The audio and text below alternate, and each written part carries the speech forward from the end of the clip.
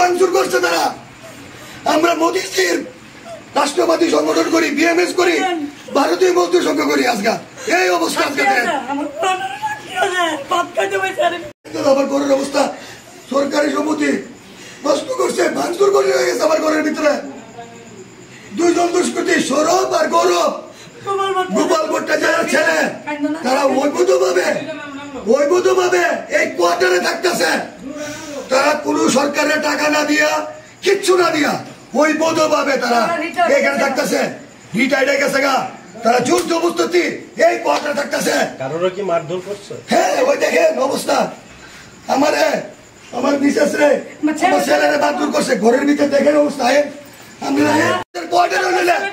আর যে ঘরের ঘটনা দ্বিতীয় হইল আমার কোয়ার্টারে, এই কোয়ার্টারে আমার মেয়ের সর্বোচ্চ শেষ করে লইলে সৌরভ আর গৌরব।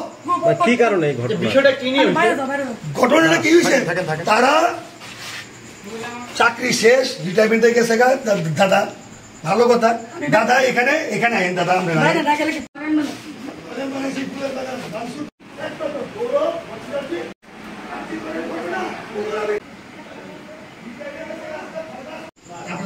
কর্মচারী সংঘের, ভারতীয় মজদুর সংঘের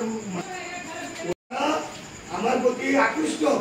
এর আগে তারা আমার হামলা করছে, মিছিল হয়েছে, সবকিছু হয়েছে, কিন্তু